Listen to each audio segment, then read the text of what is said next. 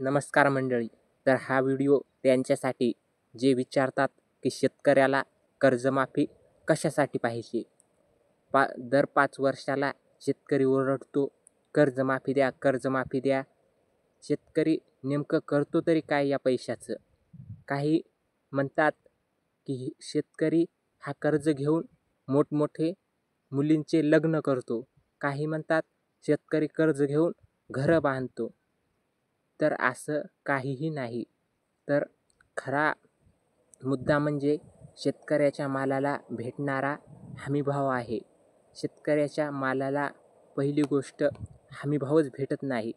शेतकरी हा माल पिकवतो, त्याला लहान लेकराप्रमाणे वाढवतो आणि तो जेव्हा मार्केटमध्ये त्याचा माल घेऊन जातो, तेव्हा त्याच्या सोयाबीनला कोणत्याही भाजीपाल्याला वगैरे ला भाव हा बरोबर भेटतच नाही.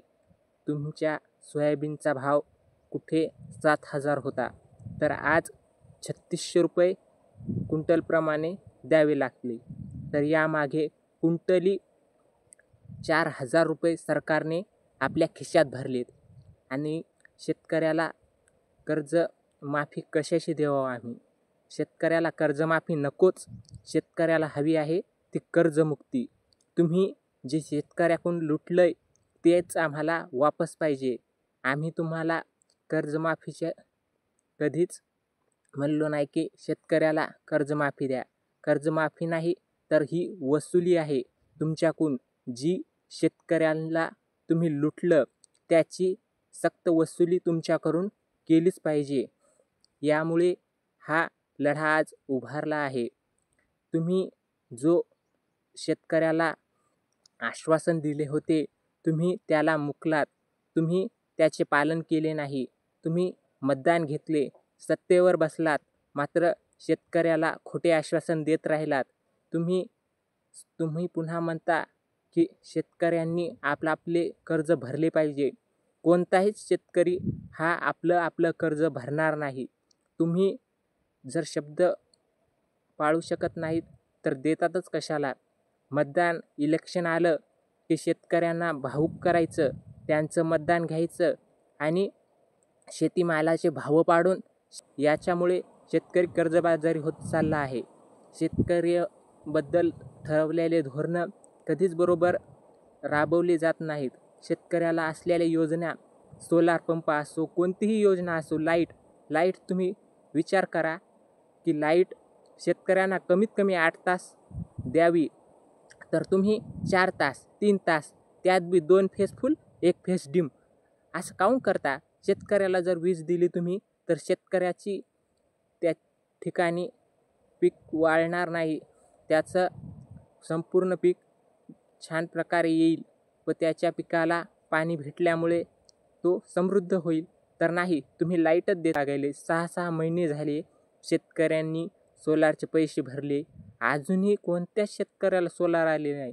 ज्यांना आलेत त्यांची काय, तर एखादी कंपनी अशी करत आहे की फोन लावला सोलार बिघडलंय म्हणून, तर नाही, आता नाही येणं होत, 4 दिवसानं येतो. 4 दिवसानं नाही, 15 दिवस. शेतकऱ्याचं पीक वाळून चाललं की. तुम्हाला समजत नाही. तुम्ही त्या कंपनीच्या तक्रारी आम्ही दिल्या, तरी तुम्ही तक्रारी पण उत्तर देत नाहीत त्या तक्रारींना. पुन्हा म्हणता शेतकरी कर्ज कशाला मागायला. प्रत्येक वेळेस शेतकऱ्यावर अन्याय तुम्ही करता. शेतकऱ्याच्या कोणत्याच प्रश्नाकडे तुम्ही लक्ष देत नाहीत. याचमुळे शेतकरी आत्महत्या करतो. तुम्ही आता साध्या खताचा भाव बघा. काय खताचे भाव गगनाला भिडले. 600 रुपयाची DAPची बॅग आज 1350-1400ला पण भेटच न झाली. कसं झालं? पेरणी आले की कसे खताचे भाव गगनाला भेटतात, कशी खतं गायब होतात मार्केटमधून. बोगस बियाणे असू द्या. आता बियाणे बघा, बोगस बियाणे. आतापर्यंत किती बातम्या आल्या की बोगस बियाणे वाटल्याने शेतकऱ्याचे नुकसान झाले. तर तुम्ही अशा कंपन्यांवर, अशा दुकानदारावर कडक कारवाई कशामुळं करत नाहीत बरं तुम्ही?